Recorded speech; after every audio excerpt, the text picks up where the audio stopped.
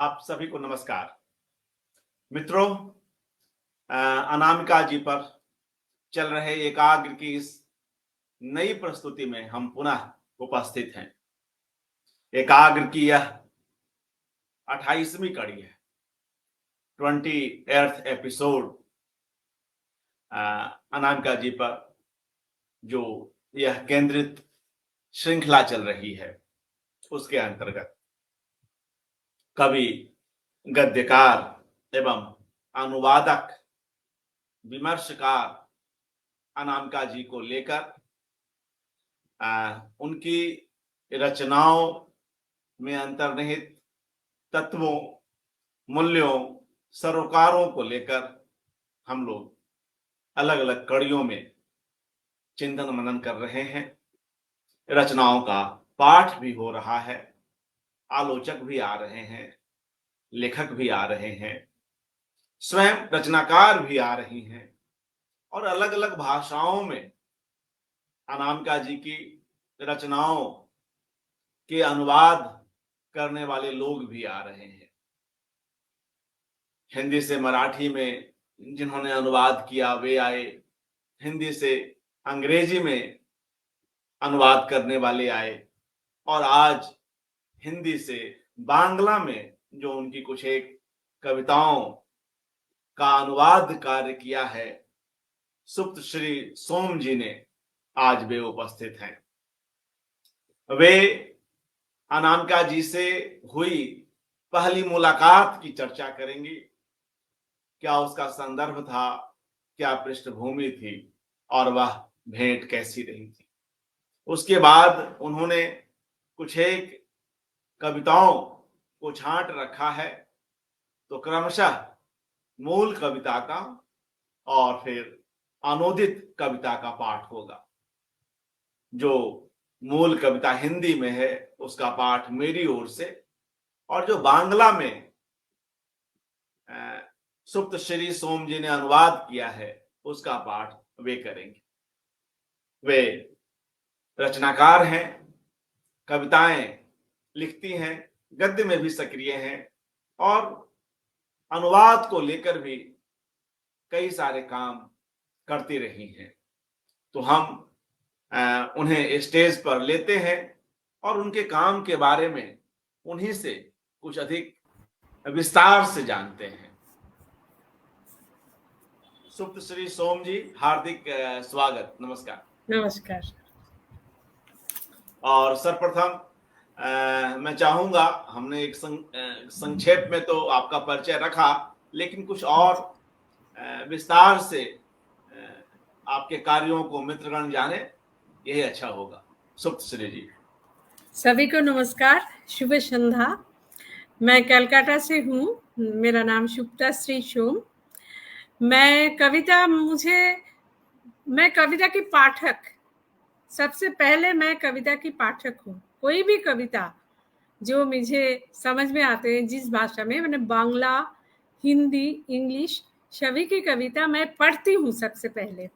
उसके बाद ये है कि मैं लिखती भी हूँ। मेरे पास मैं 2 अब तक काव्य ग्रंथ है और मेरा खुद की लिखी हुई संरचित कविताओं से, और मैं अनुवाद भी करती हूँ।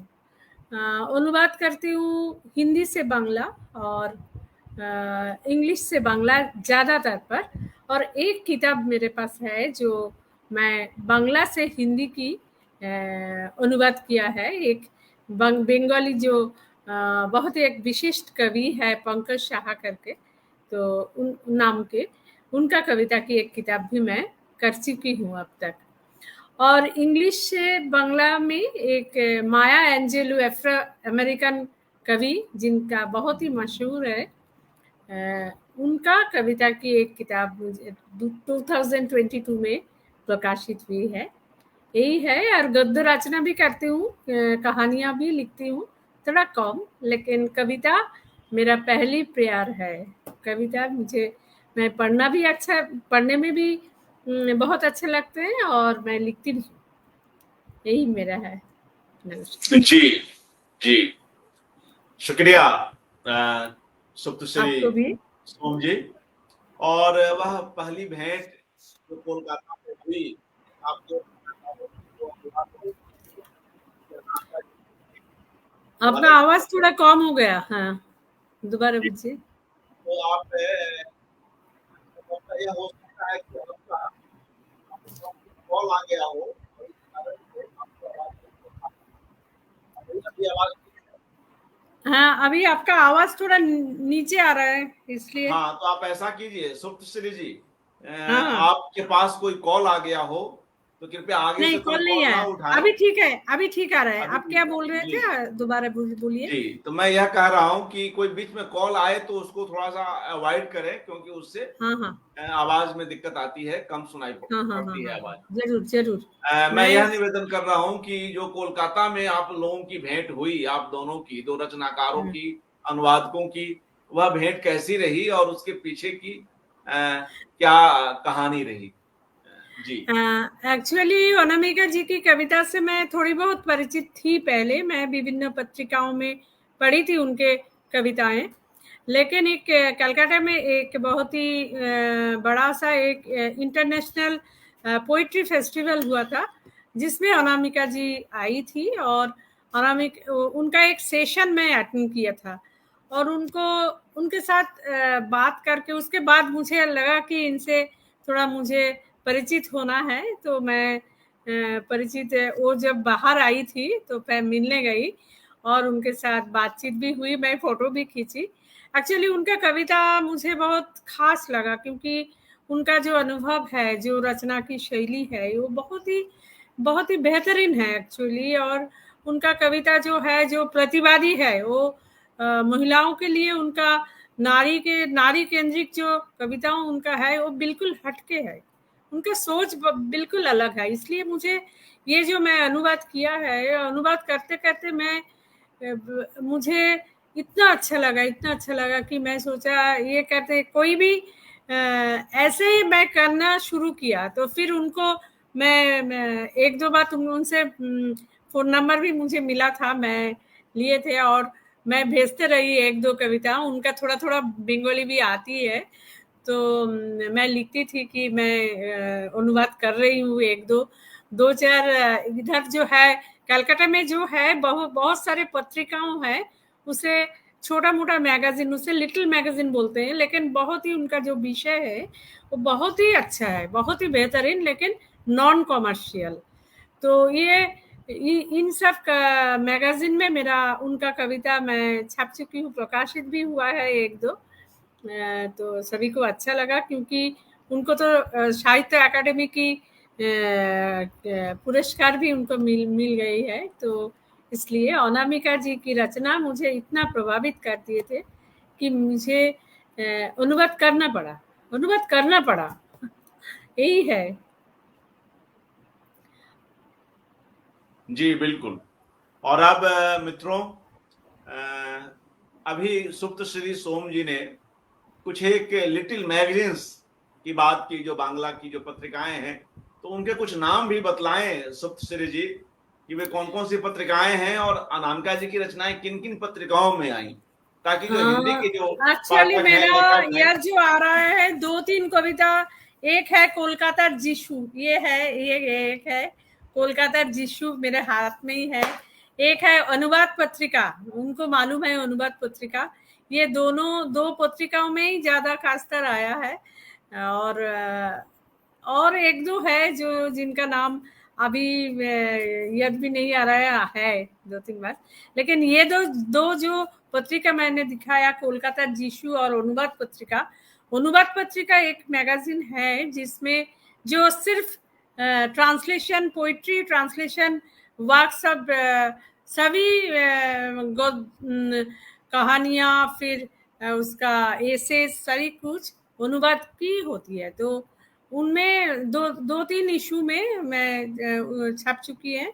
और ये जो कोलकाता जिशु जो मैंने दिखाया अभी, ये जो पत्रिका है, इसमें एक ट्रांसलेशन पोइट्री का एक बहुत बड़ा सा सेक्शन है। इसमें दो तीन बार मैंने दिया, ये दो पत्रिका में ज्यादा निकला है। जी, बिल्कुल। सुप्तश्री जी, जब आप जैसा कि आपने कहा कि अनामिका जी की कविताएं आपको ऐसी लगी कि आप अनुवाद करने के लिए बाध्य हो गई। तो जब आप हिंदी से बांग्ला में करती हैं या अंग्रेजी से बांग्ला में करती हैं, तो किस तरह की कविताएं जो हैं आपके अनुवादक को प्रभावित करती हैं और आपको लगता है कि इनका अनुवाद किया जाए, बांग्ला के पाठकों तक इन बाहर की रचनाओं को, दूसरी भाषाओं की रचनाओं को लाया जाए? जी। अनुवाद करने का ये है जो जिन कविता में जो अनुवाद करने के बाद मैं जब पढ़ती हूँ, मुझे लगता है कि ये अनुवाद करने से अच्छा होगा, क्योंकि अनुवाद तो दूसरी भाषा में हो रही है। उनके लिए वो जब पढ़ेंगे तब उनको ऐसा लगे कि ये ओरिजिनल है, ऐसा ऐसा ऐसा अनुभव होना चाहिए बहुत ही। तो इसलिए मैं ऐसे चुनती हूँ कि जिसको अनुवाद करते हुए मुझे इतना मेरा भाषा की बहुत सहारा मिलता है। ऐसा करके कि मैं बहुत ही प्रांजल रूप से उसको मैं पेश करना चाहती हूँ, तो थोड़ा देखना पड़ता है। ऐसे तो ये जो 5 कविताएं मैंने किया है, ये पढ़ते पढ़ते ऐसा करते गई फिर हो गया ऐसे। इतना कठिन भी नहीं है, लेकिन उनका जो भाषा की शैली है बिल्कुल अलग है, बिल्कुल अलग। जी, हम लोग चाहेंगे कि बतौर अनुवादक आपकी शैली क्या होती है, आप अनुवाद करते हुए कितनी छूट लेती हैं या कितना मूल भाषा के जो शब्द हैं उन्हीं को रखने की कोशिश करती हैं, कुछ इस पर भी बतलाएं, क्योंकि कई लोग जो आगे भी देखेंगे इस कार्यक्रम को, अभी भी देख रहे हैं, उनमें से कई अनुवादक भी हैं। तो आपकी अनुवाद की प्रक्रिया क्या होती है और आप के लिए जो बेहतर अनुवाद है उसका क्या अर्थ है? किन कार्यों को आप एक बेहतर एक्चुअली अनुवाद मेरा जो तरीका है, मैं जो अनुवाद करती हूँ वो इंग्लिश से बंगाली भी हो और हिंदी से बंगाली। मैं मूल कविता की भाव और उनका भाषा की अनुसरण करके ही मेरा भाषा में जो थोड़ा बहुत चेंज, मैं ज्यादा चेंज बिल्कुल नहीं करती हूँ। उनका भाव और उनका भाषा थोड़ा बहुत करती हूँ। वो उनका कोई भी सुनने में, अगर आप सुनेंगे, बंगाली और हिंदी बहुत ही नजदीक का भाषा है। बंगाली जो हिंदी पढ़ती है वो बंगाली भी थोड़ा बहुत समझ लेंगे। तो मैं ऐसा कभी नहीं करती हूँ कि बिल्कुल ओरिजिनल जो रचना है, जो मूल रचना है, उससे ज्यादा मैं चेंज बिल्कुल नहीं करती। मैं उनका भाव बिल्कुल टिकाऊ करके रखती हूँ और अपने भाषा में मैं ऐसे लिखना चाहती हूँ कि जो बिल्कुल ओरिजिनल अनुवाद हो और उसके साथ साथ भी उसका भाव बिल्कुल अटूट रहता है। ऐसा करके मैं उसका अनुवाद करती हूँ, ज्यादा चेंज बिल्कुल नहीं करती हूँ। लेकिन और मेरा भाषा में जो बहुत जल्दी से, बहुत इजीएस्ट वे में लोग जब पढ़ेंगे उनका बहुत जल्दी समझ में आ जाएगा, इस तरह से करती हूँ। इसलिए बहुत ही इजी होती हूँ, सरलीकरण ही मैं करती हूँ। लेकिन उनका भाव और उनका जो उन मूल कवि जो बोलना चाह रहे हैं, उसे बिल्कुल उससे मैं नहीं हटती। ये मेरा तरीका है, मैं इस तरह से करती हूँ। और जी बिल्कुल, शुक्रिया।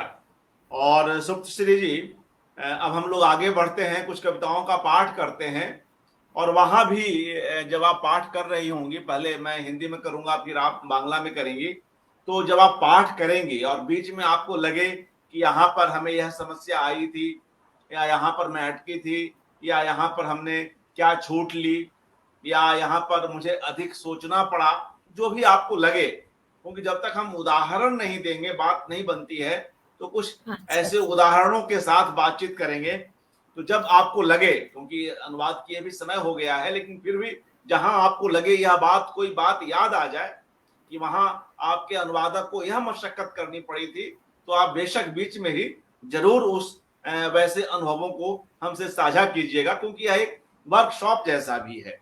तो मैं अच्छा, 1 मिनट तो मुझे थोड़ा टाइम दीजिए। आप बात करते रहिए, मैं उसको हिंदी वर्जन निकल के रखती हूँ, फिर मुझे देखने में मिलेगा। जी, आप निकाल के रखिए, तब तक मैं जो अनामिका जी की कविता है रिश्ता, जहां से आज की इस कड़ी की शुरुआत होनी है उसका पाठ करता हूं मैं। ये अभी अभी मिल सर्वप्रथम मित्रों, जाएगा, हाँ, रिश्ता अभी मिल कविता जो जाएगा। अनामिका जी का है, अनामिका जी की जो कविता है उसका पाठ कर रहा हूं। और पूर्व में भी इस एकाग्र में रिश्ता कविता का पाठ आप लोगों ने सुना है, मगर यह एक ऐसी कविता है कि इसे आप पुनः सुने। और चूंकि इसका आज बांग्ला वर्जन भी सुनाया जाना है, तो इसलिए भी इसका पाठ आवश्यक है। बेहद प्यारी कविता रिश्ता मैं पढ़ता हूं, और इसके बाद सुप्त श्री सोम इसका बांग्ला में जो पाठ है अनुदित वो करेंगी। रिश्ता। वह बिल्कुल अनजान थी, वह बिल्कुल अनजान थी, मेरा उससे रिश्ता बस इतना था कि हम एक पंसारी के ग्राहक थे, कि हम एक पंसारी के ग्राहक थे नए मोहल्ले में।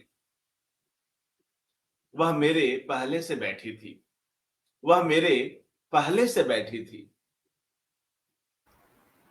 टॉफी के मर्तबान से टिककर। वह मेरे पहले से बैठी थी, टॉफी के मर्तबान से टिककर, स्टूल के राज सिंहासन पर। अभी देखिए, वो सिर्फ स्टूल की बात कर रही हैं, मगर कैसे एक लालित्य पैदा किया जाए, कैसे सादगी के महत्व को लोगों तक पहुंचाया जाए। स्टूल के राज सिंहासन पर, स्टूल पर बैठना भी राज सिंहासन पर बैठना है। इसकी कई व्याख्याएं हो सकती हैं। कुछ लोगों के लिए स्टूल ही राज सिंहासन है, कुछ लोग जिस आराम से, जिस हक से, जिस इत्मीनान से उस स्टूल पर बैठे हैं वह राज सिंहासन का सुख दे रहा है। कई तरह से इसकी व्याख्या हो सकती है। लालित्य तो है ही, सादगी तो है ही, कहीं कहीं कई और टोन भी हैं रचनाकार के। वह मेरे पहले से बैठी थी, टॉफी के मर्तबान से टिक कर। जगह तो होगी नहीं, छोटी सी जगह में जो पंसारी की दुकान चल रही है उसी का एक स्केच खींचा है कविता में। मुझसे भी ज्यादा थकी दिखती थी वह। अब जब थकान हो, थकान, अभी प्रतिवादी शब्द का इस्तेमाल किया सुप्तश्री ने, प्रतिवाद। तो प्रतिवाद कैसे सहज रूप से अनामिका जी की कविताओं में आता है। स्त्री अगर थकी हुई है और उसे स्टूल पर कुछ देर के लिए भी बैठने का अवसर मिल जाए तो वह सुख राज सिंहासन पर बैठने के सुख जैसा ही है, कहीं उससे अधिक भी। मुझसे ज्यादा थकी दिखती थी वह, फिर भी वह हंसी, फिर भी वह हंसी, क्योंकि परिचय बढ़ाना है। एक थकान दूसरे थकान से हाथ मिला रही है। एक यहीं पर मुझे विनोद कुमार शुक्ल की वह कविता याद आती है कि वह भी हताश, एकदम हूबहू याद नहीं है मगर मैं उसका भावार्थ बतला रहा हूं। वह हताश बैठा था, मैं हताश बैठा था, हम दोनों एक दूसरे को नहीं जानते थे मगर हम दोनों एक दूसरे की हताशा को जानते थे। यहाँ एक थकी हुई स्त्री दुखी, दूसरी थकी हुई स्त्री को जान रही है, समझ रही है, उस थकान में भी वह मुस्कुरा रही है। थकी दिखती थी वह, फिर भी वह हंसी। उस हंसी का न तर्क था, न व्याकरण, न सूत्र, न अभिप्राय। वह ब्रह्म की हंसी थी, वह ब्रह्म की हंसी थी। ऐसी निष्पाप हंसी ब्रह्म की ही हो सकती है, ईश्वर की ही हो सकती है, ईश्वरत्व ली हुई हंसी ही हो सकती है। यहाँ हंसी और अध्यात्म का एकात्म हो जाता है। इस कविता में वह ब्रह्म की हंसी थी। उसने फिर हाथ भी, मगर यहीं तक बात नहीं रह गई, बात आगे बढ़ रही है। दो स्त्रियों की साझेदारी की बात हो रही है, विमेनहुड की बात हो रही है। उसने फिर हाथ भी बढ़ाया और मेरी शॉल का सिरा उठाकर उसके सूत किए सीधे। अब देखिए कविता और डिटेलिंग में जा रही। और मेरी शॉल का सिरा उठाकर उसके सूत किए सीधे जो बस की किसी कील से लगकर भ्रिकुटी की तरह सिकुड़ गए थे। अब कविता अगर इतनी होती कि बस की कील से लगकर वे सूत उखड़ गए थे, फट गए थे, वो बात नहीं आती। लेकिन जब इस तरह से भ्रिकुटी का जो दृश्य बिंब है, भ्रिकुटी का जो एक सिकुड़न है, उसमें जो भ्रिकुटी जो हम कई बार आवेश में, गुस्से में तमतमाते हुए जो हमारी भ्रिकुटी तन जाती है, उसकी बात हो रही है।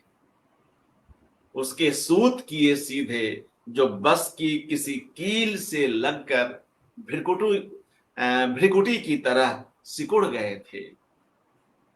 पल भर को लगा, पल भर को लगा उसके उन झुके हुए कंधों से मेरे भन्नाए हुए सिर का बेहद पुराना है बहनापा। एक जो क्रोध में भन्नाई हुई स्त्री, संभव है वह बस में आ रही है, उसके साथ छेड़खानी की हुई हो, कुछ भी हो सकता, क्योंकि भ्रिकुटी की बात भी आ रही, कपड़े फटे हुए हैं, जल्दीबाजी में उतरी हो, किसी ने चलते हुए कुछ छेड़ दिया हो, कोहनी लगा दी हो, कील में फट गई हो स्त्री अपने आप को बचाते हुए, स्त्री की साड़ी। पल भर को लगा उसके उन झुके हुए कंधों से मेरे भुन्नाए हुए सिर का बेहद पुराना है बहनापा। यह जो भन्नाया हुआ सिर है, उस स्नेह से जैसे कि शांत हो जाता है। बहनापा यही है कि एक का क्रोध कोई दूसरा हर ले अपने स्नेह से, अपने निर्दोष स्नेह लेप से। तो मित्रों, यह बेहद खास कविता मुझे तो व्यक्तिगत रूप से बहुत ही पसंद है, इसलिए हमने पहले भी इसका पाठ किया था और आज तो खैर प्रसंग ही दूसरा है। तो आइए अब रिश्ता कविता का बांग्ला में अनुवाद सुप्त श्री सोम जी से, और बीच में जब कभी कविता पढ़ते हुए कोई बात आती है बतौर अनुवादक, बतौर रचनाकार, आपको भी आएगी, तो आप जरूर उनको भी कहिएगा। जी, सुप्त श्री सोम जी, स्वागत। इस कविता की खास ऐसे ही है कि दो अलग अलग वृत्त की दो महिला उनसे वो मिल रहे हैं एक पंसारी की दुकान में, और दोनों का एक ही मिल है, दोनों का एक ही कॉमन चीज है, जो दोनों की थकान है, दोनों ही थकी हुई है। और इस जो विषय है कुछ भी नहीं है। ऐसा हम हमेशा दुकान में जाती हूँ, किसी को देखती हूँ, हंसती भी हूँ, लेकिन हमारे सिर में कैसे ऐसे लाइन आता है, कभी नहीं आएगी। इतना अच्छा है इस कविता, ये पढ़ के तो मैं सोचने लग गई थी कि कैसे लिखी है अनामिका जी। मुझे बहुत अच्छा लगा, क्योंकि ये दो अलग वृत्तों की, दो महिला की जो संपर्क है, रिश्ता है, इस रिश्ता को उन्होंने कैसे दिखाया। और जो चादर जो बांस में कील में अटक कर उसमें जो खिंचाव आता है, उसको भ्रुकुटी की तरह जो उन्होंने जो कंपेयर किया है, ये तुलना, ये बहुत ही बेहतरीन है, बहुत ही अच्छा है। तो मैं पढ़ती हूँ बांग्ला में। मूल कविता की नाम है रिश्ता, और बांग्ला में इसे बोलते हैं সম্পর্ক। ওকে আমি চিনতাম না কোনোদিন, ওর সাথে আমার এটুকুই সম্পর্ক ছিল যে নতুন পাড়ায় ও আর আমি একই দোকানের গ্রাহক। আমার আগে থেকেই ও বসেছিল টফির বয়াম থেকে টিকে থেকে টুলের রাজ সিংহাসনের পর। আমার থেকেও ক্লান্ত দেখাচ্ছিল ওকে, তবুও হাসলো। ওই হাসির মধ্যে কোনো তর্ক ছিল না, কোনো ব্যাকরণ না, কোনো সূত্র না, কোনো उद्देश्य ना। दो महिला जो एक दूसरे को पहचानते भी नहीं है, एक पंसारी की दुकान में जाके दोनों का एक ही मिल है कि दो सेम दुकान की ग्राहक है और सेम पंसारी की दुकान की ग्राहक है। लेकिन एक दूसरे को देखकर जो पहले से जो महिला जो आई थी, वो नए जो आए हैं उसे देखकर हंसने लगी, और ये हंसने से ही, इस हंसी से ही उनका संपर्क हुआ है। वो क्या है, मैं आगे पढ़ती हूँ। ওই হাসির মধ্যে কোনো তর্ক ছিল না, কোনো ব্যাকরণ না, কোনো সূত্র না, কোনো উদ্দেশ্যও না। সে ছিল এক বিভ্রমের হাসি। তারপরও হাত বাড়িয়ে দিয়েছিল, আর আমার শালের সুতো তুলে টান পড়া সুতোটাকে সমান করে দিয়েছিল। পেরেকে লেগে যা ভ্রুকুটির মতো কুঁচকে গিয়েছিল। এক মুহূর্তের জন্য মনে হলো ওর ওই ঝুঁকে পড়া কাঁধের সঙ্গে আমার মেনে নেওয়া মাথার অনেক পুরনো এক বোনের সম্পর্ক। ये जो बहनापा, ये शब्द से मैं बहुत परेशान हो गई थी। मुझे बिल्कुल कैसे मैं लिखूं, बहुत सोचना पड़ा। फिर मैं थोड़ा इजी करके लिखा है। चेंज तो बिल्कुल नहीं किया है, एक भी शब्द यहाँ से मैं बिल्कुल चेंज कर नहीं करती हूँ, क्योंकि मूल कवि का कुछ चिंता होती है, कुछ भावनाओं होती है, तो उसे मैं परिवर्तन करके उसका अर्थ बिगड़ना नहीं चाहती हूँ, तो इसलिए मैं किया है। तो एक बार और मैं पढ़ के सुनाती हूँ पूरा कविता। সম্পর্ক, ওকে আমি চিনতাম না কোনোদিন। ওর সাথে আমার এটুকুই সম্পর্ক ছিল যে নতুন পাড়ায় ও আর আমি একই দোকানের গ্রাহক। আমার আগে থেকেই ও বসেছিল টফির বয়াম থেকে টিকে থেকে টুলের রাজ সিংহাসনের উপর। আমার থেকেও ক্লান্ত দেখাচ্ছিল ওকে, তবুও হাসলো। ওই হাসির মধ্যে কোনো তর্ক ছিল না, কোনো ব্যাকরণ না, কোনো সূত্র না, কোনো উদ্দেশ্যও না। সে ছিল এক বিভ্রমের হাসি। তারপরও হাত বাড়িয়ে দিয়েছিল, আর আমার শালের সুতো তুলে টান পড়া সুতোটাকে সমান করে দিয়েছিল। পেরেকে লেগে যা ভ্রুকুটির মতো কুঁচকে গিয়েছিল। এক মুহূর্তের জন্য মনে হলো ওর ওই ঝুঁকে পড়া কাঁধের সঙ্গে আমার মেনে নেওয়া মাথার এক অনেক পুরনো বোনের সম্পর্ক। जी, बहनापा के लिए आपने क्या लिखा, एक बार उसको बतलाएं थोड़ा। बहनापा, उसका बहनापा वैसे लिखा है अनेक पुरानो, माने बहुत पुरानो, बहुत ओल्ड, वो जो है उनका मूल जो है बोनेर अच्छा। संपर्क, जो रिश्ता है वो बहन का है। बहनापा का एग्जैक्ट बंगाली कोई वर्ड नहीं है, तो इसलिए मैं जो लिखा है बिल्कुल उसका मीनिंग क्लियर हो गया है। कुछ भी बिल्कुल ऐसा नहीं है कि पढ़ने से नहीं समझ में नहीं आएगा। ठीक है जी। और देखिए, कवि जो है यह रिश्ता शीर्षक कविता लिखता है, और मैं और आप इस कविता का हिंदी और बांग्ला में पाठ कर रहे हैं।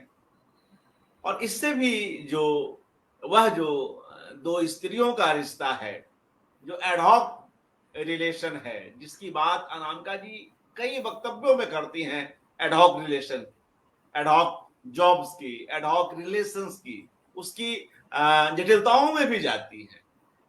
उसमें इस तरह के जो कुछ एक क्षणिक सुखद पल आते हैं, इसकी भी बातें करती हैं।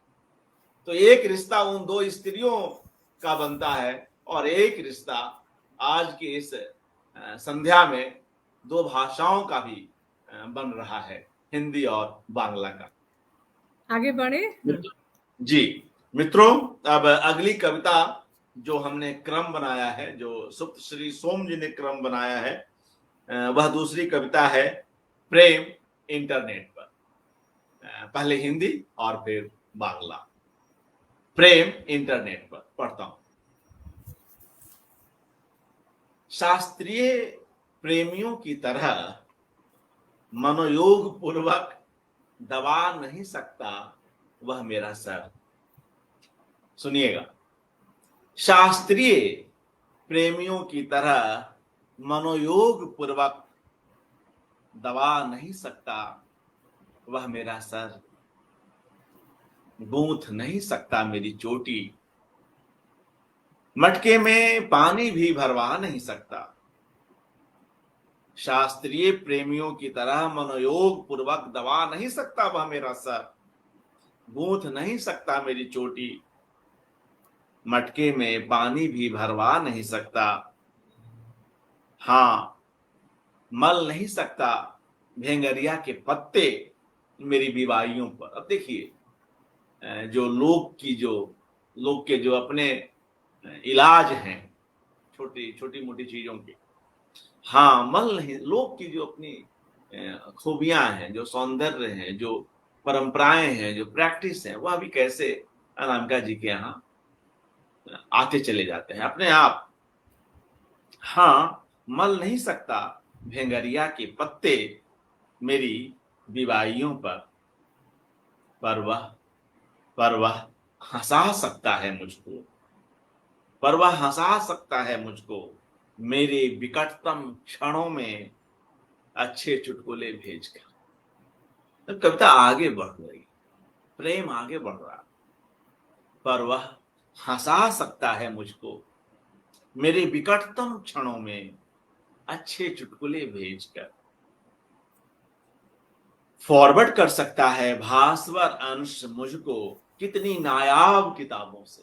अब जो आज की टेक्नोलॉजी है, आज जिस तरह की जीवन शैली हम जी रहे हैं, आज एक दूसरे का ध्यान रखते हुए हम जो प्रयास कर सकते हैं अपने तई एक दूसरे के लिए, उसकी भाषा आ रही है फॉरवर्ड करना, व्हाट्सएप की भाषा, इंटरनेट के दूसरे जो एप्लीकेशंस हैं उनमें प्रयुक्त होने वाली भाषा, कि वह किसी नायाब किताब के किसी भास्वर अंश को मुझे फॉरवर्ड कर सकता है, मुझे अग्रेसित कर सकता है।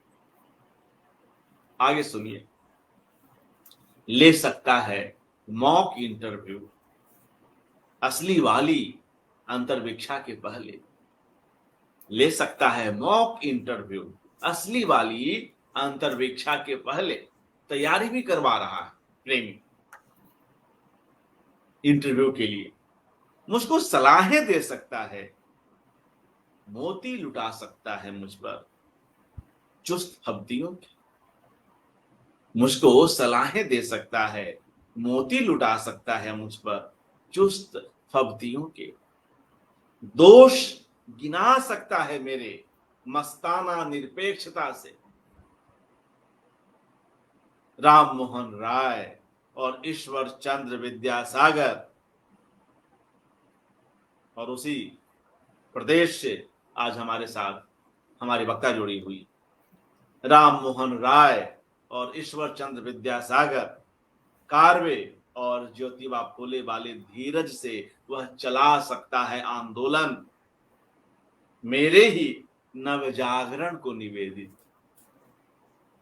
मेरे ही नवजागरण को निवेदित एक ठठेरे वाली दत्त चित्तता से, एक ठठेरे वाली दत्त चित्तता से वह कर सकता है पच्चीकारी मेरे वजूद के दर के भांड पर।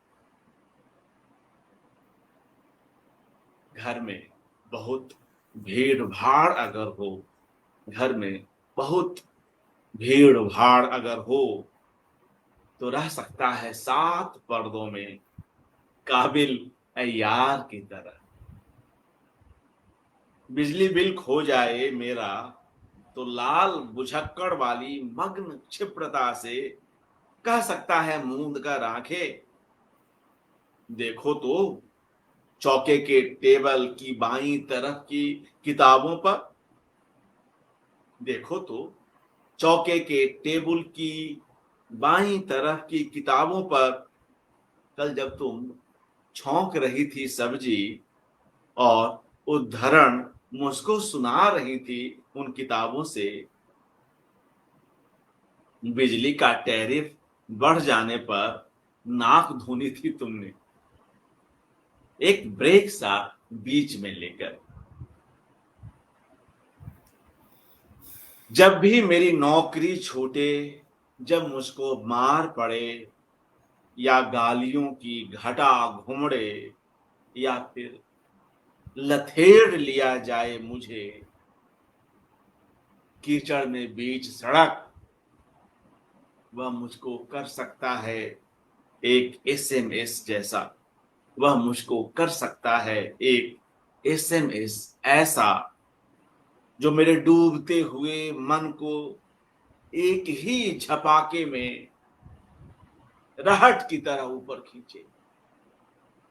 जब अनामिका जी के यहाँ बिंब आता है तो क्या शहर, क्या कस्बा, क्या गांव, क्या अतीत, क्या वर्तमान, क्या शास्त्र, क्या तकनीक, हर जगह जैसे रचनाकार छटपटाता हुआ दौड़ रहा होता है अपनी अभिव्यक्ति को बेहतर से बेहतर ढंग से प्रस्तुत करने की।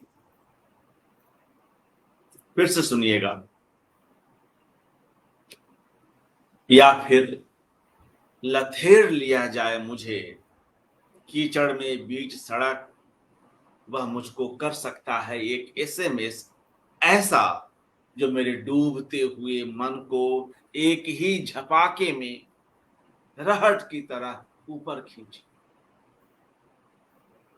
बातें भी हो सकती हैं उड़न खटोला, बातें भी हो सकती हैं उड़न खटोला, और शब्द हो सकते हैं फारस का घोड़ा, ये उसकी बातों ने मुझको सिखाया।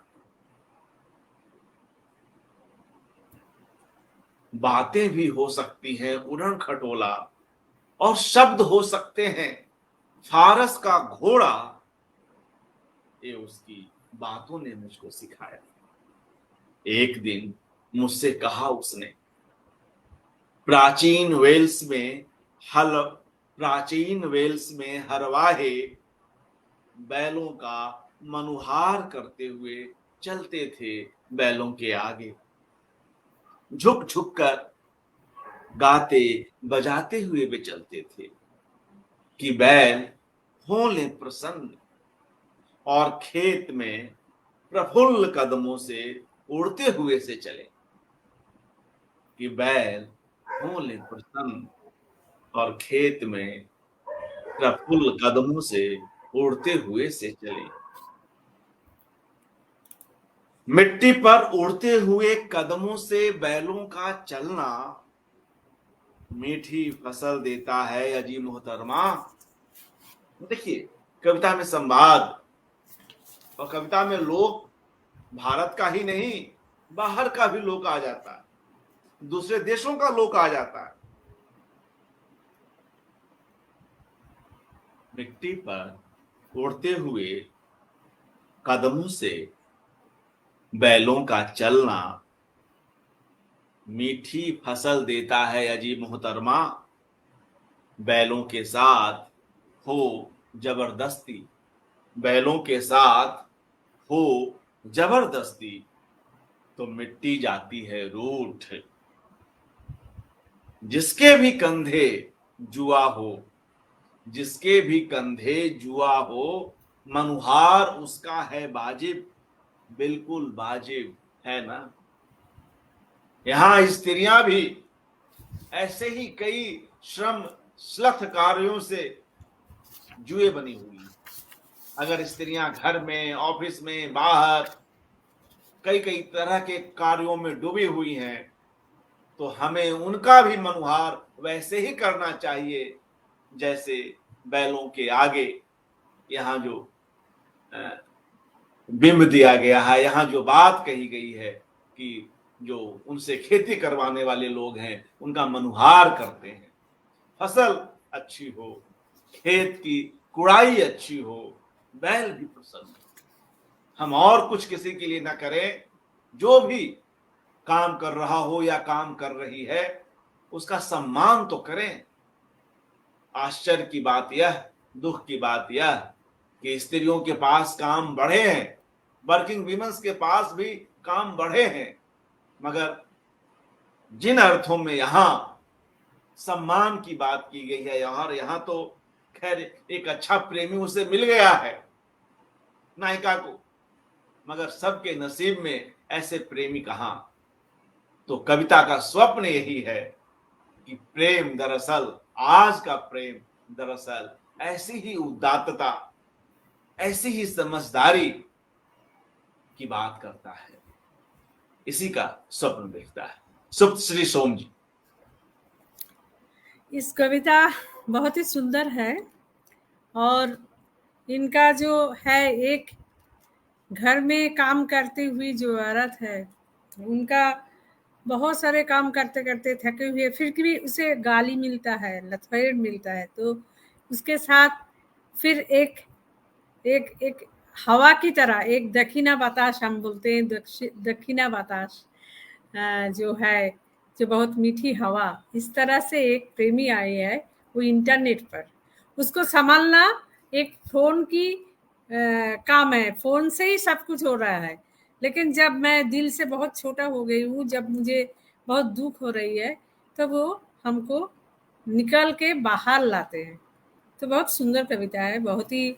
और लास्ट जो 4 जो लाइन है, जो उनका जो कविता की जो है, ये जिसके भी कंधे जुआ हो, मनुहार उसका है वाजिब, बिल्कुल वाजिब, है ना। ये बहुत ही सुंदर लाइन है। मैं पढ़ती हूँ, रात भी हो रहा है अच्छा, ये कविता का नाम है प्रेम इंटरनेट पर, और बांग्ला में ये है কবিতা কি নাম है ইন্টারনেটের প্রেম। আদর্শ প্রেমিকের মতো মন দিয়ে সে আমার মাথা টিপে দিতে পারে না, আমার বিনুনি বেঁধে দিতে পারে না, কলসি করে জলও ভরিয়ে নিতে পারে না। হ্যাঁ, আমার ফাটা পায়ের উপর ভেংরি আর পাতা ঘষে দিতে পারে না। কিন্তু আমার খুব খারাপ অবস্থার মধ্যেও ও আমাকে হাসাতে পারে। খুব দুর্লভ বইয়ের চমকদার অংশ আমাকে ফরওয়ার্ড করতে পারে। আমার মক इंटरव्यू নিতে পারে আসল इंटरव्यू এর আগে।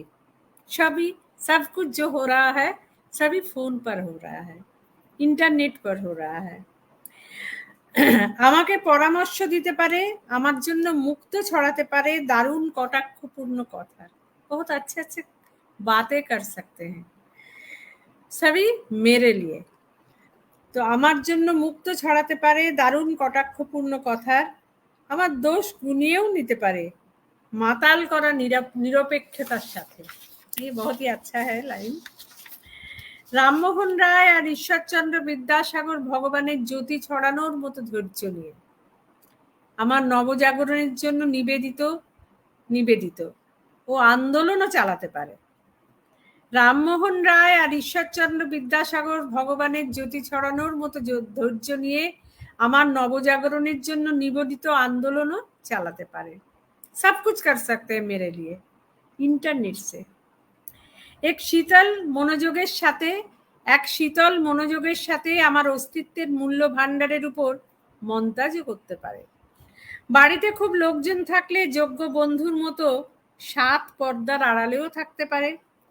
আমার বিদ্যুতের বিল হারিয়ে গেলে বোকা পণ্ডিতের মগ্ন ক্ষিপ্রতার সাথে চোখ বন্ধ করে বলে, দেখো তো ওই গ্যাসের টেবিলের বাঁদিকের বইয়ের উপর কাল যখন সবজিতে ফোড়ন দিতে দিতে আমাকে ওই বইগুলোর থেকে উদ্ধৃতি দিচ্ছিলে, বিদ্যুতের ভাড়া বাড়া নিয়ে নাক টেনেছিলে তুমি মাঝখানে একটা ব্রেক নেওয়ার মতো করে। যখনই আমার চাকরি চলে যায়, যখন আমি মার খাই অথবা গালির বন্যা বয়ে যায় আমার উপর দিয়ে, অথবা আমাকে মাঝ রাস্তায় কাদায় ধাক্কা দিয়ে ফেলে টেনে নিয়ে যাওয়া হয়, ও আমাকে এমন একটা এসএমএস করতে পারে যে আমার ডুবে যাওয়া মনকে এক পলকে কুয়োর দড়ির মতো উপরের দিকে টেনে তোলে। কথাও যে হতে পারে উড়ান খাটোলা, আর শব্দও যে হতে পারে পারস্যের ঘোড়া, এ ওর কথাই আমাকে শিখিয়েছে। একদিন ও আমাকে বলল, প্রাচীন ওয়েলসে প্রত্যেক দিন বলদদের মনোরঞ্জন করার জন্য তাদের সামনে ঝুঁকে ঝুঁকে গান বাজনা করতে করতে যেত ওরা, যাতে বলদগুলো খুশি হয়ে ক্ষেতের উপর দিয়ে উড়ন্ত পদক্ষেপে চলে। মাটির উপর উড়ন্ত পদক্ষেপে বলদদের চলা, হে দেবী, মিষ্টি ফসল দেয়। বলদদের সঙ্গে জবরদস্তি করলে মাটি রুষ্ট হয়। যার কাঁধে জোয়াল আছে তাকে খুশি রাখা খুব জরুরি, তাই না? और मैं यहाँ पर यह भी कहना चाहता हूँ सुप्तश्री जी कि आपने किन बेहतरीन कविताओं का चयन किया है इस अनुवाद के लिए। एक्चुअली अनामिका जी की जो कविता है ये इतना सहज, बहुत सरल कविता नहीं है, बहुत सोचने को आपको मजबूर करेगा। और जो भाषा है वो थोड़ा हार्ड ही है मेरे लिए, फिर भी मैं कोशिश किया। हाँ, बहुत ही बिल्कुल। मैं बहुत हिंदी कविता अनुवाद करती हूँ ना, तो मुझे लगता है ये जो इनका इनका डिफिकल्ट तरीका है, लेकिन वही चैलेंज है मेरे लिए कि मैं ठीक है, मैं देखूंगी मैं कर पाऊंगी नहीं, लेकिन हुआ है, बिल्कुल हुआ है, क्योंकि मुझे मैं समझती हूँ कि अच्छा हुआ है कि बुरा हुआ है, तो मुझे अनुभव है और मैं बहुत ही कॉन्फिडेंट हूँ इसलिए इसलिए इस बारे में कि जो उनका बोलना था वो मेरे भाषा में बिल्कुल चेंज नहीं करके मैं उसको पेश किया है। ओके, चलती हूँ नेक्स्ट वाह, कविता में। बिल्कुल बिल्कुल। अगर थोड़ा आपको लेट हो रहा हो तो बताइएगा, हम जितना छांटे हैं उतना नहीं भी पढ़ सकते हैं। अगर आपको कोई असुविधा हो रही हो तो आप बताइएगा, तो जहां तक हो, लेकिन जितनी भी बात हो मुकम्मल बात हो, चाहे हम अच्छा कुछ कम कविताओं का पाठ करें। अगर वक्त आपको लगे कि हाँ इसके आगे आपको असुविधा होगी तो आप बता दीजिएगा, हम वहीं पे अच्छा, रोक सवा लेंगे। 10 बजे तक मैं बहुत जी इजीली कर सकती हूँ, 10 सवा 10 बजे बिल्कुल। तक। तो मित्रों, हमारी ओर से यही कोशिश रहेगी कि 10:15 तक हम लोग इस कार्यक्रम को समेट हाँ, लें। कुछ मैं कविताएं कोशिश करती संभव। हूँ, क्योंकि ये जो सारे कविता और आप अब जैसे ये इसे आप उपस्थापन कर रहे हैं ना, बहुत ही अच्छा है। मुझे बहुत ही खुशी मिल रही है कि ये इसको मैं खत्म करना ही चाहती हूँ, जो 7 कविता हम चुने हैं। लेकिन कविता के बीच बीच में हो अगर सकता हम है, देखिए परेशान ना होइए, क्योंकि जितना हो, मतलब अगर एक दो कम भी हो जाए कोई बात नहीं, लेकिन अच्छे से बातचीत हो, है ना, हम उसमें हम भी डूबे, हम भी रस लें, और हमारे श्रोतागण भावगण भी रस लें। अच्छा अनामिका जी भी इस कार्यक्रम को देख रही हैं, यह भी अच्छा हमारे लिए हाँ हर्ष का विषय है कि वे स्वयं भी अच्छा इन कविता इस प्रोग्राम को देख रही हैं। हमारे साथ इंदु चौबे जी, चंद्रकला सिंह जी और भी कुछ मित्रगण जुड़े हुए हैं। कुछ एक के नाम यहाँ पर आ रहे हैं और कुछ एक के नाम नहीं भी आ रहे। नहीं नहीं, मैं तो ये करूंगी, मित्रगण देख रहे हैं जी। तो मैं कर मैं यह कह रहा था मित्रों कि यह जो कविता है, यह भी एक और खास बात, इस कविता को सुनते हुए पढ़ते हुए मुझे यह बात याद आ रही थी प्रेम इंटरनेट पर, कि देखिए, प्रेम की तलाश हर कोई करता है, स्त्री करती है, पुरुष करता है। अगर पास में न मिले तो दूर करता, अगर रियल में न मिले तो वर्चुअल करता।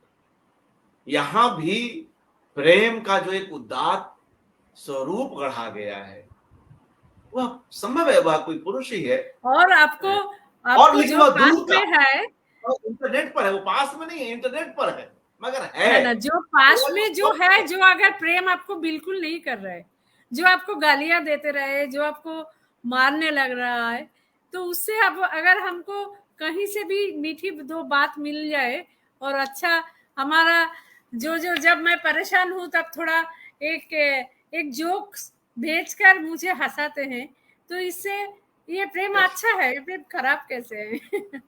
नहीं, ये हम सभी के अपने ऐसे अनुभव हाँ, हैं जहां पर बिल्कुल किसी की बिल्कुल। एक कही हुई बात बेहद निराशा के क्षणों में हमें बल देती है, हमें स्नेह से भर देती है, हमें उम्मीद पैदा कर देती है।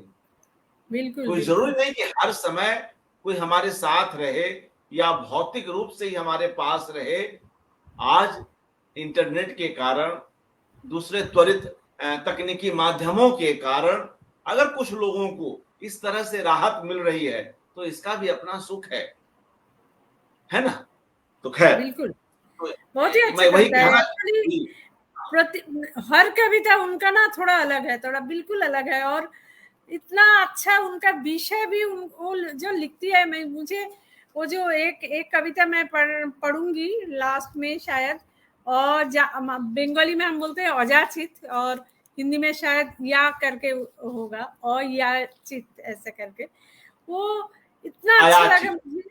आया चित, हाँ। आयाची जी। तो थोड़ा मेरा प्रोनाउंसिएशन तो बंगाली टाइप का नहीं, नहीं, होता है। अरे वो आप उसकी चिंता ना करें। अच्छा ठीक लग है। रहा है आपको सुनते हुए, और मैंने शुरू में यह बात कही कि कवि ने अपने तरीके से रिश्ता बनाया, और उसी कवि की कविताओं पर चर्चा करते हुए आज की इस संध्या में अलग तरह से दो भाषाओं के बीच, दो लोग के बीच रिश्ता बन रहा है। हाँ, और मैं एक सबसे सवाल और पूछ रहा था। एक हुँ, कुछ कविताएं रह जाएंगी, कभी और भी हम कर लेंगे। एक सवाल मैं यह भी पूछ रहा था कि जब आप की ये कविताएं बांग्ला में अनुदित हुई, पत्रिकाओं के माध्यम से या किसी और जगह पे प्रकाशित होकर वे पाठकों तक गई, बांग्ला के पाठकों तक, तो कोई ऐसी प्रतिक्रिया जो आपको मिली हो, जो याद रह गई हो, तो वह भी साझा करें।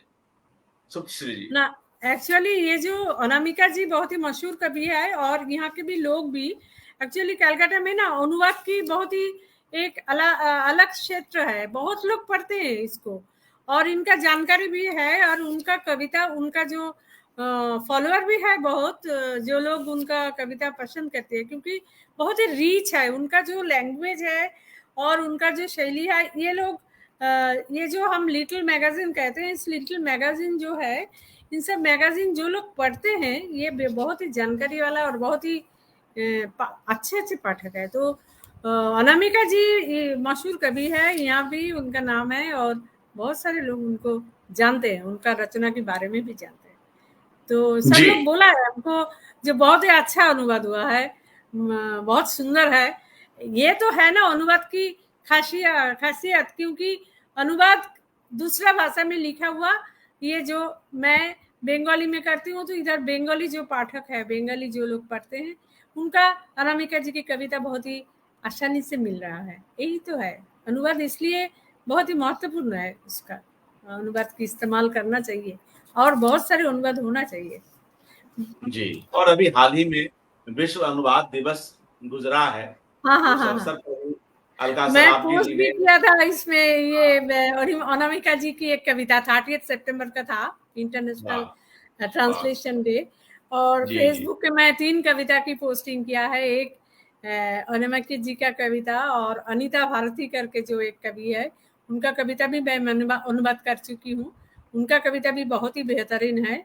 तो वो, और मैं माया एंजेलू, जो भी ये 3 जो है, तीन जो कवयित्री हैं, वे सारे तीनों ही है बहुत ही प्रतिवादी कवि है। ये इनका अलग शौर है, उनका बोलने का तरीका अलग है, और वो लोग बोलते हैं प्रतिवाद की भाषा में। तो इसलिए मेरे फेसबुक में मैं 3 कवयित्री की कविता पोस्ट किए हैं 30 सितंबर को।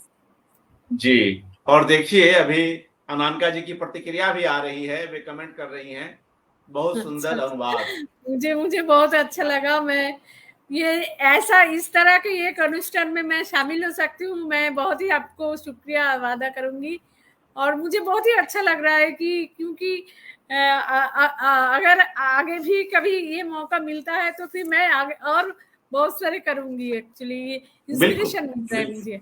जी, जी।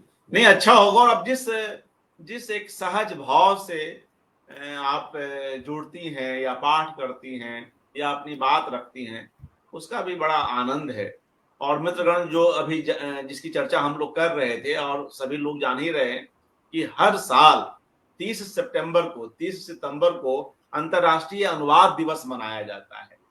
तो अलका सराबगी जी ने भी इस अवसर पर अपनी कुछ चीजें रखी थी फेसबुक के पोस्ट पर। प्रयाग शुक्ल जी ने भी अपनी ऐसी कई किताबों को साझा किया था, उनके कवर को, और कुछ बातें की थी। और एक और प्रतिक्रिया अनामिका जी की आ रही है, उपकृत हूँ बचपने का बहना चटख रंग। आपके लिए अभी लिख रही बहनापा है। मुझे समझ में आ गया है। थैंक यू अनामिका जी, बहुत ही शुक्रिया। और हाँ, माफ कीजिएगा, वो लिख रही है, उपकृत हूँ बहनापे का चटख रंग, बहनापे का चटख रंग। चटकरानी जी, समझ शुक्रिया में आ हमसे गया। जुड़ने के लिए और लगातार हमारे साथ बने रहने के लिए अनामिका जी। और अब अगली कविता की ओर बढ़ते हैं। कुछ तो हम लोगों ने जी योजना बनाई थी कि 7 कविताएं पढ़ेंगे, लेकिन चूंकि अभी समय शायद कम पड़े, तो हम कुछ एक छोड़ भी देंगे, मगर अयाचित को हम जरूर पढ़ेंगे। तो इतना हाँ, समय का देखिएगा आप, 2 कविता इतना मैं समय पढ़ना का जरूर अंतराल। चाहूंगी। एक है स्त्रियां, और अयाचित, ये 2 कविता अयाचित। मुझे बहुत ही पसंद है। अयाचित, राइट। जी जी जी जी। तो कुछ तो पहले पढ़ लें। हाँ, जी, पढ़ता हूं। कुछ तो हो, कुछ तो हो, कोई पत्ता तो कहीं डोले, कोई तो बात होनी चाहिए जिंदगी में अब, बोलने में समझने जैसी कोई बात। चलने में पहुंचने जैसी कोई बात, करने में हो जाने जैसी कोई तरंग। या मौला, या मौला, क्या हो रहा है यह? ऊंट ऊंट चल रहे हैं लगातार, शब्दों से अर्थ खेलते हैं कुट्टी कुट्टी, शब्दों से अर्थ खेलते हैं कुट्टी कुट्टी। बात कहीं पहुंच नहीं पाती, जो देखो वो है सवार, कोई किसी के कंधे पर, कोई ऐन आपके ही सिर। सब हैं सवार, सब जा रहे हैं कहीं न कहीं, कहीं बिना पहुंचे हुए। जैसे कि जार निकोलाई ने जारी किया हो फरमान, जैसे कि जार निकोलाई ने जारी किया हो फरमान। जो भी किसान दे नहीं पाए हैं लगान, जाएं वहां न जाने कहां। जो भी किसान दे नहीं पाए हैं लगान, जाएं वहां न जाने कहां। लाएं उसे न जाने किसे। क्या लाने निकले थे घर से हम भूल गए, कुट्टी कुट्टी खेलते से मिले हमको, कुट्टी कुट्टी खेलते से मिले हमको, मिट्टी से पेटेंटेड बीज।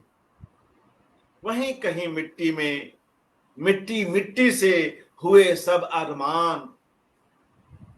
गोदान के पहले होरियों ने कर दिया आत्मदान। आत्महत्या एक हत्या ही थी धारावाहिक, आत्महत्या एक हत्या ही थी धारावाहिक। सुदूर पश्चिम से चल रहे हैं अग्निबाण, सुदूर पश्चिम से चल रहे हैं अग्निबाण। ईश्वर से अदृश्य, हर जगह है ट्रैफिक जैम, सड़कों से टूट गया है अपने सारे ठिकानों का वास्ता। सदियों से बिल्कुल खराब पड़े घर के बुजुर्ग लैंडलाइन की तरह, हम भी दे देते हैं गलत सलत सिग्नल। सदियों से बिल्कुल खराब पड़े घर के बुजुर्ग लैंडलाइन की तरह, हम भी दे देते हैं गलत सलत सिग्नल। कोई भी नंबर लगाए कहीं दूर से, तो आते हैं हमसे सर्वदा ही व्यस्त होने के कातर और झूठे संदेशे। कोई भी नंबर लगाए कहीं दूर से, तो आते हैं हमसे सर्वदा ही व्यस्त होने के कातर और झूठे संदेशे। काहे की व्यस्तता, पर रिसीवर ऑफ हो तो कुछ भी नहीं होता, या कि टूट गया हो निजी कनेक्शन सार्वजनिक बक्से से, तो ऐसा होता है, तो ऐसा होता है ना। लगातार आते हैं व्यस्त होने के गलत सिग्नल। कुछ तो हो, कोई पत्ता तो कहीं डोले, कोई तो बात होनी चाहिए जिंदगी में अब, बोलने में समझने जैसी कोई बात, चलने में पहुंचने जैसी कोई बात, करने में कुछ हो जाने जैसी तरंग, करने करने में कुछ हो जाने जैसी तरंग। तो आइए बांग्ला पाठ सुनते हैं इस कविता का, जिसका शीर्षक है कुछ तो। কবিতার নাম হচ্ছে কবিতা কুছ তো, বাংলায় বিলকুল নজদিক নজদিকই হ্যাঁ, কিছু তো।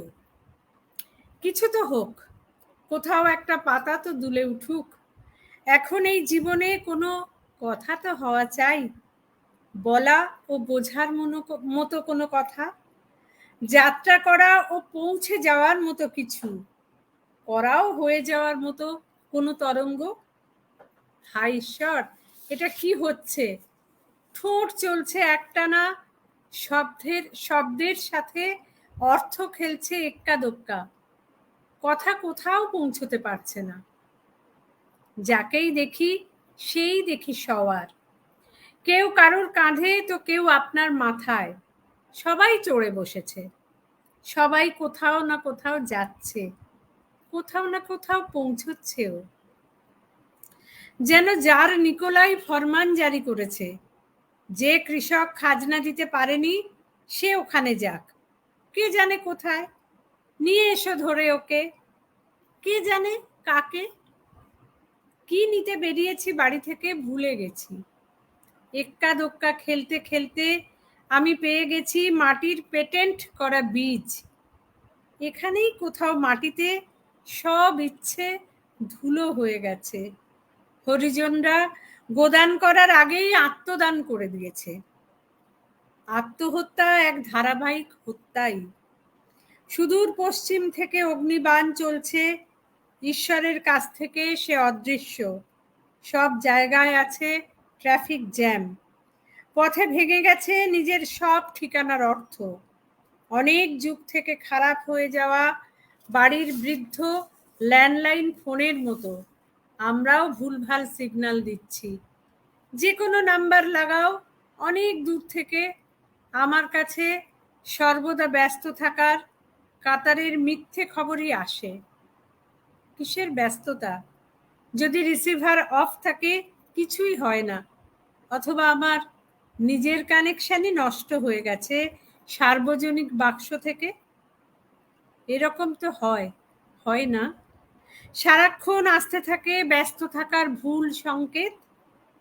কিছু তো হোক, কোনো পাতা তো নড়ুক, জীবনে কিছু কথা তো হোক এখন, বলার মধ্যে বোঝার মতো কিছু কথা, যাওয়ার মধ্যে পৌঁছনোর মতো, করার মধ্যে হয়ে গেছে এমন কোনো তরঙ্গ।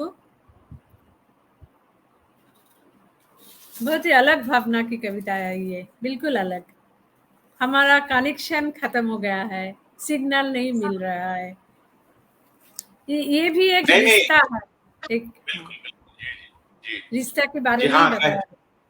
जी जी।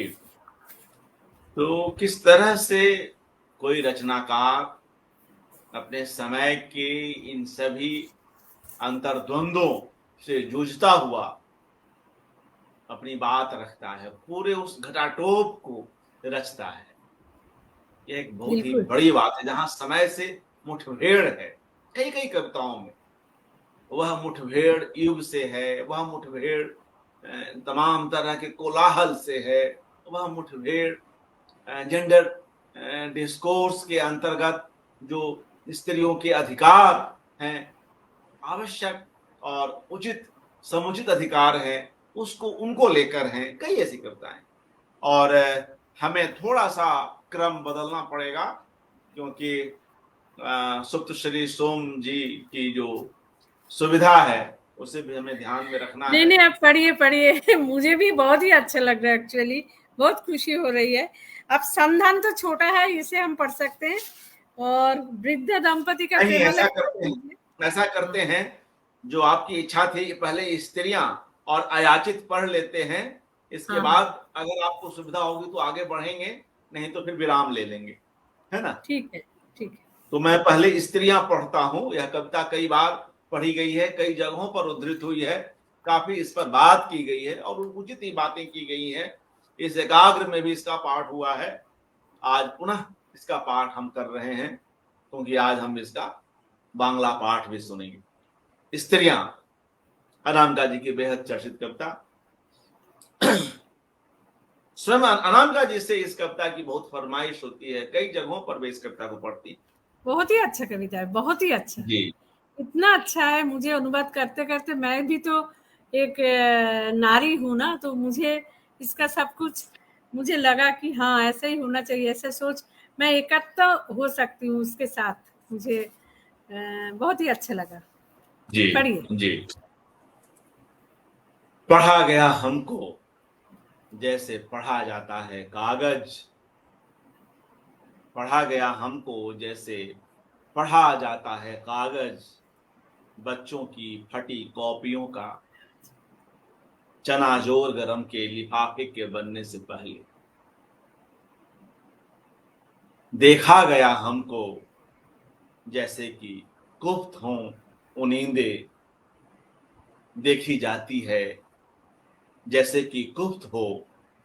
देखा गया हमको जैसे कि गुप्त हो वो नींदें, देखी जाती है कलाई घड़ी अलस सुबह अलार्म बजने के बाद। सुना गया हमको, सुना गया हमको यूं ही उड़ते मन से, सुना गया हमको यूं ही उड़ते मन से, जैसे जैसे सुने जाते हैं फिल्मी गाने सस्ते कैसेटों पर, ठसा ठस ठुसी हुई बस में। भोगा गया हमको बहुत दूर के रिश्तेदारों के दुख की तरह,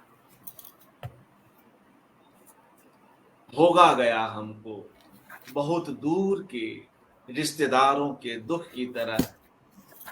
एक दिन हमने कहा, एक दिन हमने कहा हम भी इंसान हैं, हमें कायदे से पढ़ो एक एक अक्षर, जैसे पढ़ा होगा बीए के बाद नौकरी का पहला विज्ञापन। एक दिन हमने कहा हम भी इंसान हैं, हमें कायदे से पढ़ो एक एक अक्षर, जैसे पढ़ा होगा बीए के बाद नौकरी का पहला विज्ञापन। देखो तो ऐसे जैसे कि ठिठुरते हुए देखी जाती है बहुत दूर जलती हुई आग। सुनो सुनो हमें अनहद की तरह, सुनो सुनो हमें अनहद की तरह, और समझो जैसे समझी जाती है नई नई सीखी हुई भाषा।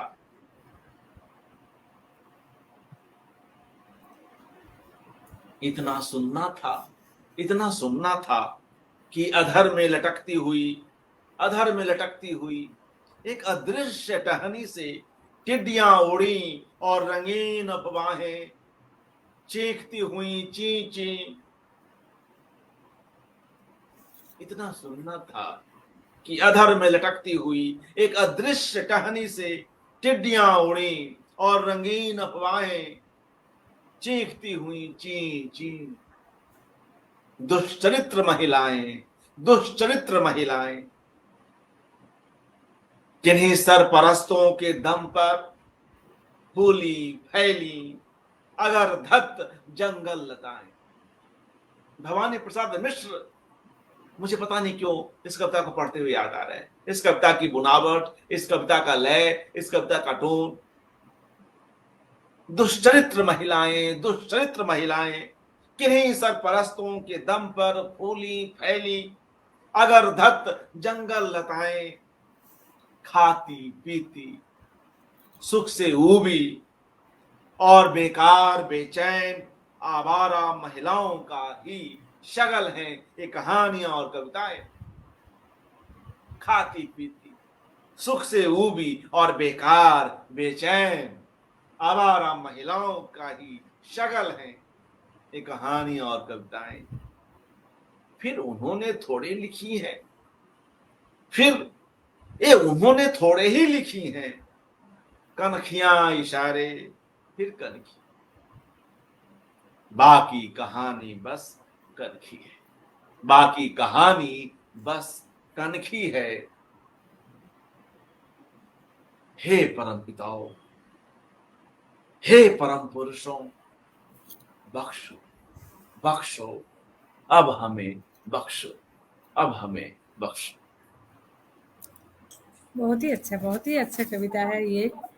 इनका जो जो इस्तेमाल किया है उन्होंने, जो रूपक, जो जैसे कि मुझे बहुत ही अच्छा लगा ये लाइन, जो जैसे सुने जाते हैं फिल्मी गाने सस्ते कैसेटों पर ठसाठस ठुसी हुई बस में।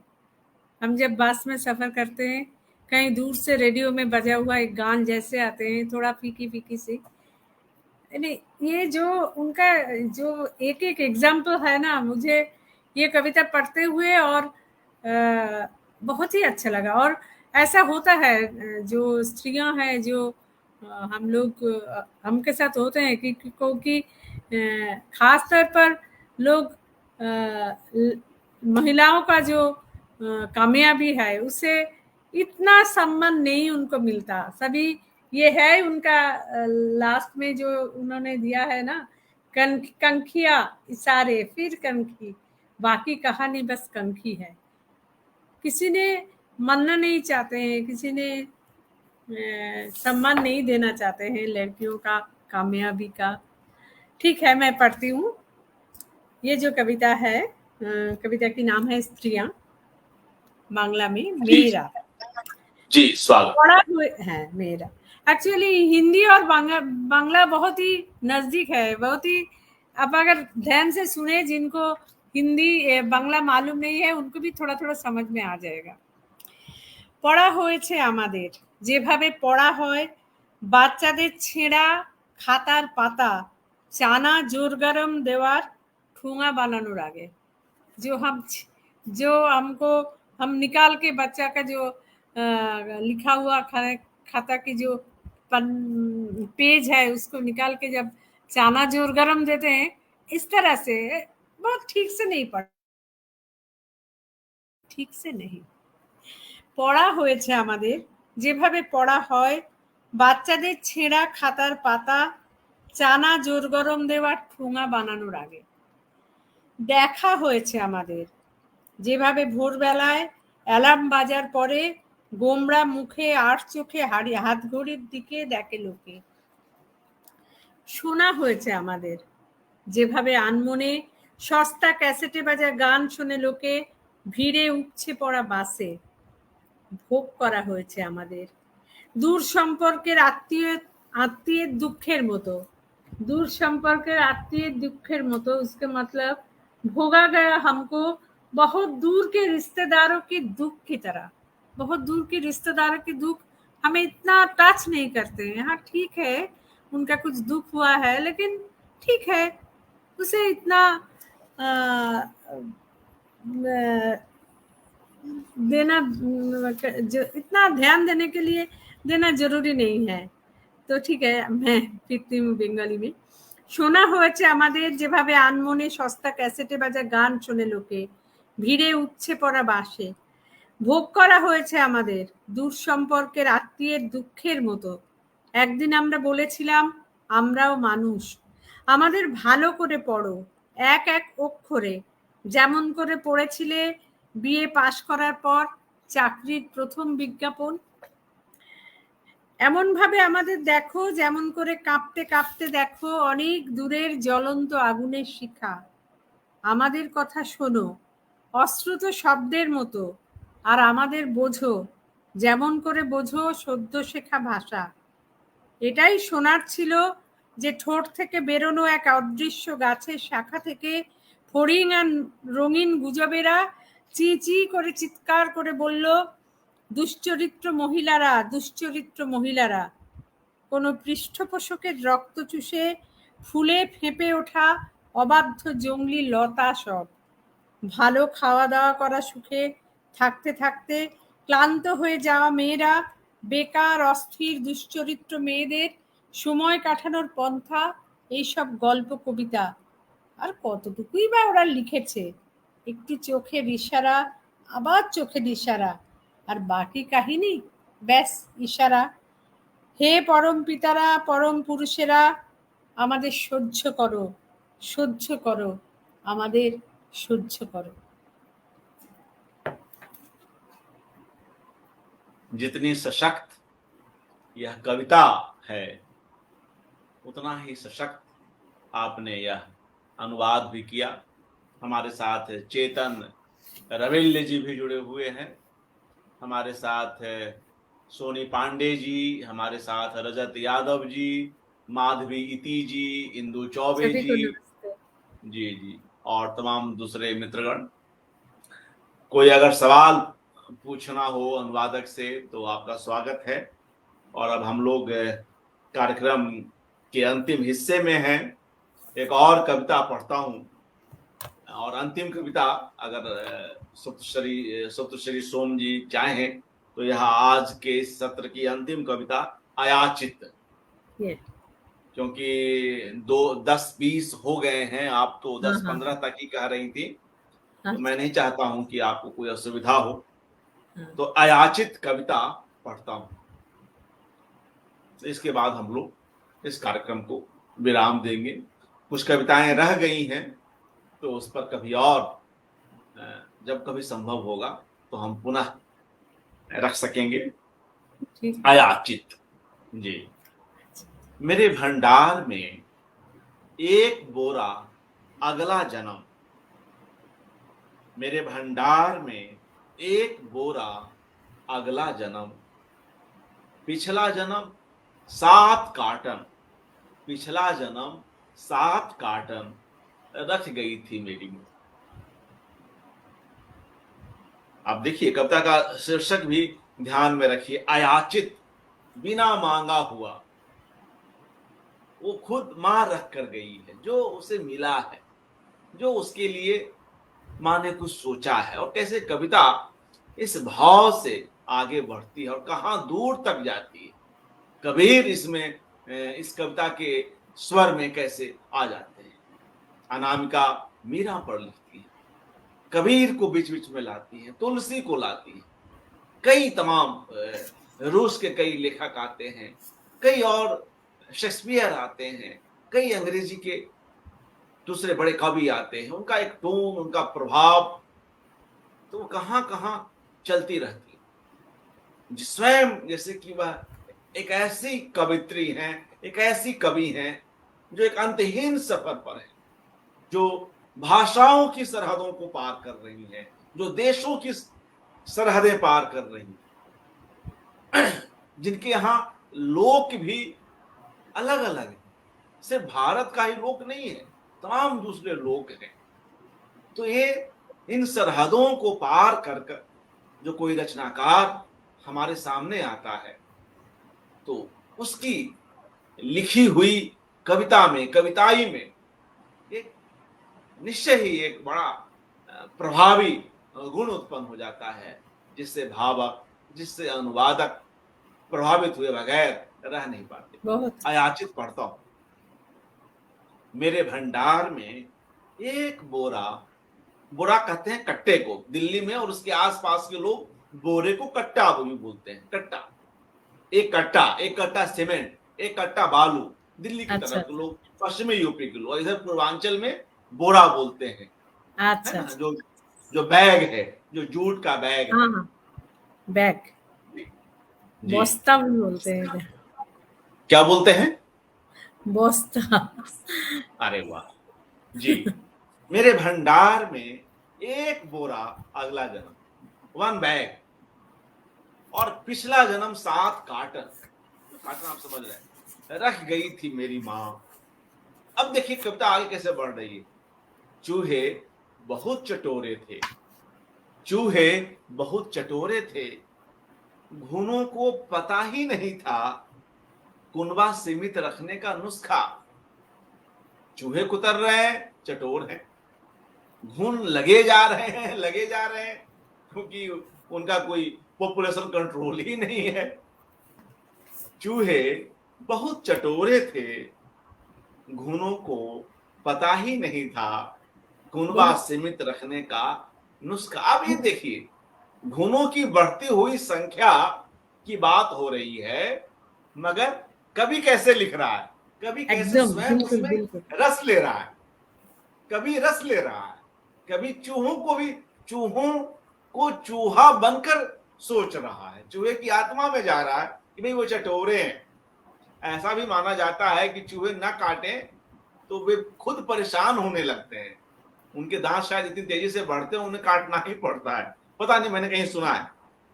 चूहे बहुत चटोरे थे, घुनों को पता ही नहीं था कुनबा सीमित रखने का नुस्खा।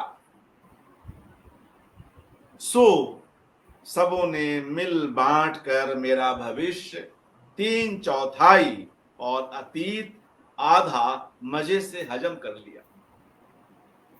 सो सबों ने मिलकर मेरा भविष्य 3/4, क्योंकि जो अगला जन्म है वो भविष्य है, वो 1 बोरा है और पिछला जन्म 7 कार्टन है। तो जो भविष्य है 1 बोरा का तो 3/4 ऐसे ही चला गया और अतीत आधा मजे से हजम कर लिया। अतीत भी कम हो गया, भविष्य भी कम गया। लेकिन यहां दूसरा भाव, यह तो मैं एक ऐसे ही अविधामूलक व्याख्या कर रहा हूं, असल भाव वो है जो कबीर कह गए हैं। कबीरा खड़ा बाजार में लिए लुकाठी हाथ, जो घर फूके आपनो, जो घर फूके आपनो, चले हमारे साथ। दरअसल कविता का मूल मर्म यही है, एक भिन्न रूप में, एक दूसरे अर्थ में, एक आज का कवि कैसे देख रहा है। चूहे बहुत चटोरे थे, घुनों को पता ही नहीं था कुनबा सीमित रखने का नुस्खा। सो सबों ने मिल बांट कर मेरा भविष्य 3/4 और अतीत आधा मजे से हजम कर लिया। बाकी जो बचा उसे बीन फटक कर मैंने सब उधार चुकता किया। बचा कुछ नहीं, हारी बीमारी निकली, लेन देन निपटा दिया। अब मेरे पास भला क्या है, अब मेरे पास भला क्या है। अगर तुम्हें ऐसा लगता है कुछ है जो मेरी इन हड्डियों में है अब तक, मसलन की आग, तो आओ अपनी लुकाठी सुलगाओ। अब मेरे पास भला क्या है, अगर तुम्हें ऐसा लगता है कुछ है जो मेरी इन हड्डियों में है अब तक, मसलन की आग, तो आओ अपनी लुकाठी सुलगाओ। दरअसल अतीत और भविष्य के व्यामोह से मुक्त होकर, अहम को विसर्जित कर, जो सच्चा आग व्यक्ति के भीतर उपस्थित है, कभी उस ओर ले जाना चाहता है। अगर हमें अपने आप को अहम से मुक्त करना है तो हमें अतीत की गर्भोक्ति से और भविष्य के स्वप्न महल से दूर होने की जरूरत है। और इसके बाद जो बचेगा वह ऐसी आग होगी जिससे लुकाठी जल सकेगी। और इसलिए मैंने कबीर की बात कही कि कबीरा खड़ा बाजार में लिए लुकाठी हाथ, जो घर फूके आपनो, चले हमारे साथ। कबीर भी घर के बहाने व्यक्ति के अहम को फूंकने की बात कर रहे हैं और यहाँ अनामिका भी अतीत और भविष्य को खत्म करके दरअसल अपने उसी अहम को विसर्जित कर अपने असली स्वरूप को, भीतर की अग्नि को, आत्मा की अग्नि को प्रज्वलित करने की बात कर रही हैं। एक ऐसी आग जो लुकाठी को जला सके, जो जलती बुझती लुकाठी के साथ हो सके, उसके साथ हम सफर बन सके और आगे की वह मशाल कायम रह सके। सुप्त श्री सोम जी।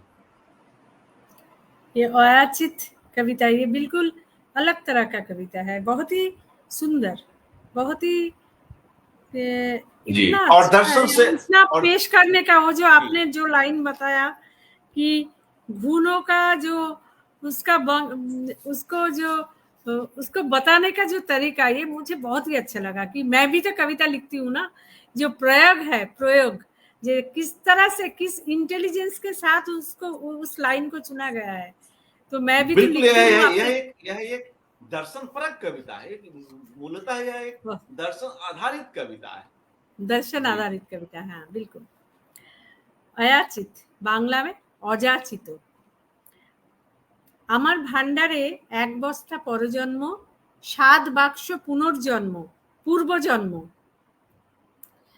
আমার ভান্ডারে ১ বস্তা পরজন্ম, ৭ বাক্স পূর্বজন্ম রেখে গিয়েছিল আমার মা। ইঁদুরগুলো বড় লোভী ছিল, আর ঘুন পোকাদের জানা ছিল না বংশ সীমিত রাখার কায়দা। ফলে ওরা সবাই মিলে ভাগাভাগি করে আমার ভবিষ্যতের ৩/৪ অংশ আর অতীতের অর্ধেক আনন্দের সঙ্গে হজম করে ফেলল। বাকি যেটুকু ছিল সেটুকু দিয়ে বিনা যুদ্ধে আমি সব ধার দেনা চুকিয়ে দিয়েছি। হেরে যাওয়া রোগের নিষ্পত্তি হলে সব লেনদেন মিটিয়ে নিয়েছি। এখন আমার কাছে কি বা আছে? যদি তোমার মনে হয় আমার কাছে কিছু আছে, আমার এই হাড়ের ভিতর এখনো অবধি আগুনের মতো কিছু আছে, তো এসো, নিজের আগুন জ্বালাও।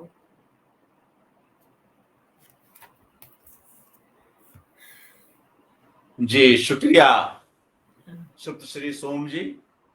और मित्रों, आज की इसी कविता के साथ यह कड़ी संपन्न होती है। कुछ एक कविताएं रह गई, जिसमें मुझे लगता है कि 2 ही कविताएं बच गई। 2 कविता तलाशी बच और गई। वृद्ध दंपति का हाँ। प्रेमालाप, ये 2 कविताएं हमें और करनी थी, मगर समयाभाव के कारण हम इन 2 कविताओं को भविष्य के लिए छोड़ते हैं। हाँ, मुझे बहुत बुरा लग रहा है क्योंकि मैं बिजी थी ना, सुबह शाम को कई कविता पाठ करने के लिए गई थी, तो इसलिए थोड़ा देर से शुरू हुआ और इतना अच्छा कविता छोड़ के जाने में भी मन नहीं कर रहा है, लेकिन 10:30 हो गए हैं, अभी थोड़ा खत्म जी, करना ही ये मैं अच्छा समझ होगा। सकता हूँ। हमारे साथ शुरू से लेकर अब तक अनामिका जी जुड़ी हुई हैं, उन्हें सादर प्रणाम कहता हूँ, अभिवादन मैं भी। करता हूँ। और अनामिका जी हमारे साथ नमस्ते। जी, इस कड़ी से पूर्व की वक्ता कस्तूरिका मिश्र जी भी जुड़ी हुई हैं। उन्होंने बहुत ही सुमधुर कंठ से अनामिका जी की कविताओं का गायन किया। आप उस कड़ी को भी देखिएगा सप्तश्री जी, और जरूर। अच्छी कड़ी रही वह भी। चेतन जी हमारे साथ और तमाम दूसरे मित्रगण सभी लोग जुड़े रहे। अनामिका जी भी आपको अभिवादन कर रही हैं। जी, नमस्ते। तो इसी के साथ मित्रों, आज की इस कड़ी को यहीं पर विराम देने की हमें अनुमति दें। सप्तश्री सोम जी, आप यहाँ आई और अनुवाद पर और अनामिका जी की कविताओं के इन बांग्ला पाठ पर अपनी बात रखी, उनका वाचन किया। बहुत बहुत शुक्रिया, धन्यवाद। आपको भी बहुत शुक्रिया, बहुत धन्यवाद। एक्चुअली और मुझे जानना अच्छा लगेगा कि ये इसका जो है, जो आप कैसे लगा, लोगों का जो रिएक्शंस है, मुझे अगर आप कन्वे करें तो बाद में, तो मुझे बिल्कुल, बहुत आप इन प्रतिक्रियाओं को अभी मैं लिंक भेजूंगा, तो आप इन प्रतिक्रियाओं को फेसबुक पर भी देख सकती हैं। जो प्रतिक्रियाएं यहाँ मिली हैं इंटरनेट पर, प्रतिक्रियाओं का यही एक लाभ है कि फिर वे अस्थायी रूप से हमारे बीच होती हैं।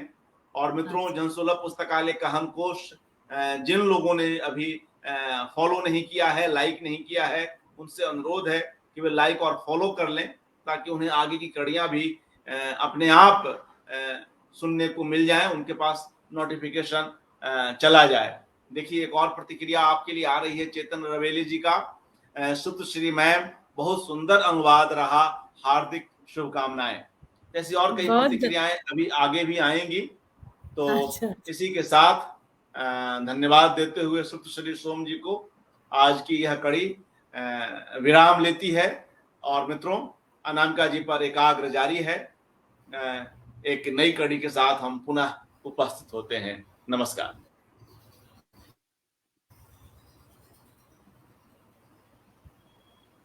मैं निकल जाती हूँ तब।